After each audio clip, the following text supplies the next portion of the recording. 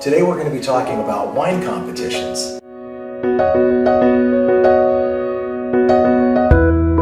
wine competition may appear to be like a contest to some, and it is, and it also isn't. A wine competition is an opportunity for winemakers to showcase their prized wines and have those wines judged by qualified wine experts in the hope that their wine, whether it's a Chardonnay or a Cabernet Sauvignon or some other grape varietal, will rise to the top and outshow its competitors in pursuit of that prized gold medal.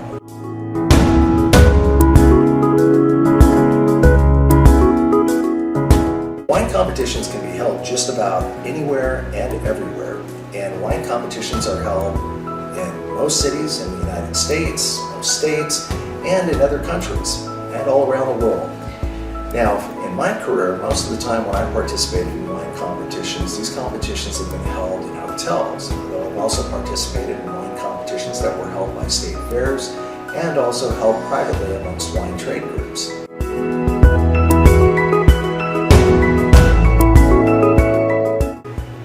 Wineries participate in wine competitions for a number of reasons, but more often than not, they're seeking a favorable rating and hoping to get that cherished medal. Beyond that, wineries see wine competitions as an opportunity for marketing. The better rated and more favorable rating the winery receives for its particular wine, then that winery not only stands out head and shoulders above the rest of their competitors, but if they achieve a favorable rating year after year, that winery's status also increases as well, and therefore the saleability of their wines also increases.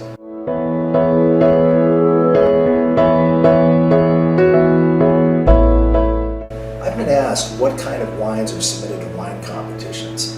As you might imagine, just about any grape varietal you could think of has been submitted to a wine competition. Everything from white wine grape varietals to red wine grape varietals, etc. Not only will you find still wines, which basically means non-sparkling wines, but you'll also find sparkling wines, as well as fortified wines. A fortified wine, for example, might be something like a port wine or a vermouth. You'll also find that with wine competitions today, many of them have expanded, also allowing fruit wines to enter, as well as ciders such as apple cider, hard ciders, and pear ciders as well.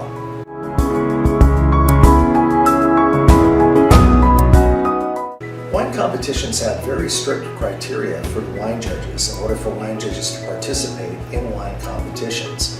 Now, most competitions, the vast majority at least of wine competitions in the United States, require that a wine judge is going to have some type of a formal wine education, whether that's a degree in viticulture or enology, or a diplomaed sommelier such as myself with a master's degree in wine and spirits. There are far fewer wine competitions that will allow lesser qualified individuals to participate as wine judges in the competition. For example, sometimes journalists are allowed to compete as wine judges in certain wine competitions. But again, that's not as common and actually far more rare because the vast majority of wine journalists in the United States possess no formal training in wine. This being the case, wine competitions are so strict about the qualifications of the wine judge because it's really to the benefit for those wineries who are paying the entrance fees to have their wines judged by those qualified wine judges.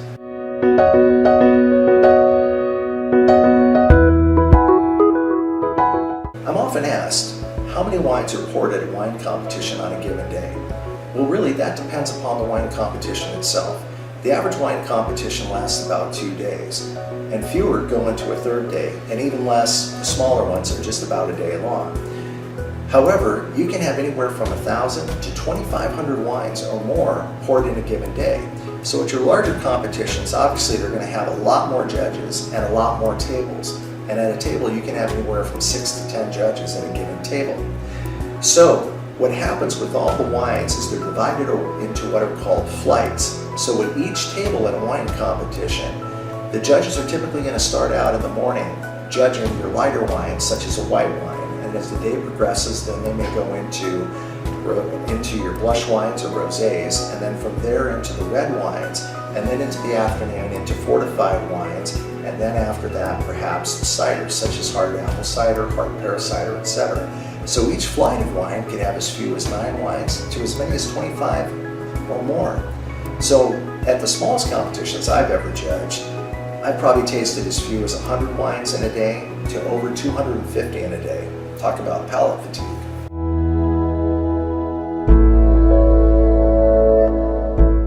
Palate fatigue is perhaps the wine judge's worst enemy. And pretty much it sounds just like you would think. It's when your palate or your mouth becomes tired after tasting dozens or even hundreds of wine in a given day. Now sure, there are certain things that a wine judge can do to offset palate fatigue, such as drinking water in between tasting wines. There are certain palate cleansers that are offered in a wine competition. For example, many wine competitions will have trays of bread, cheese, roast beef, etc., cucumber, things that are used as palate cleansers. But basically, it's going to be the training of itself of the individual wine judge that allows them to overcome palate fatigue. When I first started getting into wine tasting and before I became a sommelier, I could only taste as few as 10 wines in a given day before my palate started to feel the effects of palate fatigue. But over the years and decades, and through the progression of my training, I can taste anywhere from 200-300 wines in a given day and be able to independently judge those wines and not have suffered the effects of palate fatigue. And this is exactly what wine competitions are looking for, because again, it's all about giving the wineries, those people and those entities that have submitted their wines, the opportunity to best have their wine showcased and judged by those true professionals.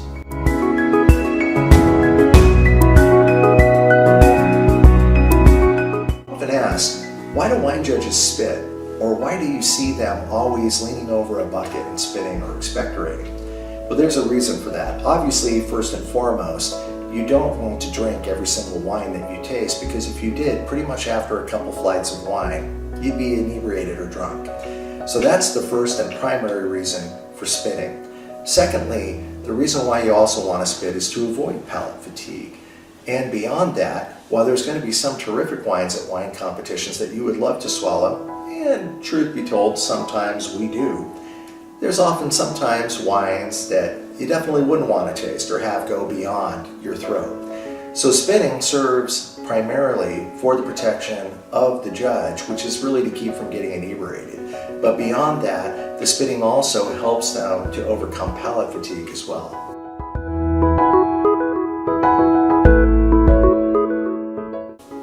I'm often asked, is being a wine judge a glamorous opportunity? And the reality is, no, it's really not. There are a few wine competitions out there that lavish their wine judges with certain privileges and give them good opportunities and take them out to great dinners and put them up in the best of hotels. But those are few and far between.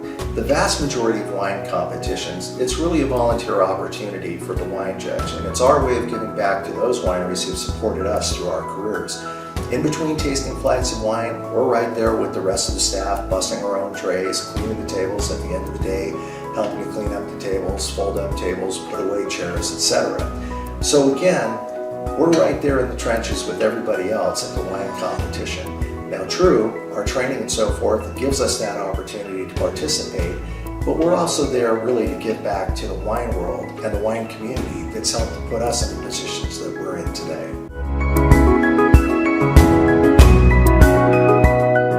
Criteria used to award wine medals at wine competitions really varies from each and every single wine competition out there. The vast majority of wine competitions that I've been involved with use a 100-point scale. However, there's been other wine competitions that I've seen that use a 10-point scale and others that use a rather unique 14-point scale. And that's going to determine, those individual scales that are utilized by each of the wine judges determine whether or not a wine itself is either not awarded a medal, or if it is awarded a medal, the grade of medal awarded. Now beyond that, the wine judges, if there's a vast disagreement between them, say some wine judges don't feel that a wine is worth a medal and others believe that it's worth, say, a gold or better, then if there's vast disagreement, those judges have the opportunity to send the wine up for an appeal. And what that basically means is that that wine is then sent to another group of judges to then hopefully close the gap in terms of the vast disagreement. So this being said, the criteria is really, again, for the benefit of providing impartiality and objectivity when awarding wine medals to individual wines and showcasing that winery's terrific product. When wine competitions award medals, the criteria and the ratings typically are as follows. If a wine is very, very poorly rated and not well received amongst the judges, that wine may not receive a medal at all. In other words, it's a no medal wine. If a wine has showed certain commercial salability, but it's not really head and shoulders above the rest, the wine may receive a bronze medal, and above that a silver, and then above that the prized gold, which is what most of the wineries are shooting for, is the gold medal. Now, if a wine truly shows par excellence and shows better than the rest of its competitors, and all the judges that have tasted that particular wine give it a uniform and conformed perfect rating, then that wine may receive what's called a double gold medal. Beyond that, there are certain other wine competitions that will offer medals for, say, best of class, best of show, best of the grape varietal, and judge's favorite, and other criteria such as that. Well, that's it for today's episode of the Wine Zealot. If you've enjoyed our show, please feel free to subscribe to our channel and click the like button below. We definitely appreciate your comments. Cheers.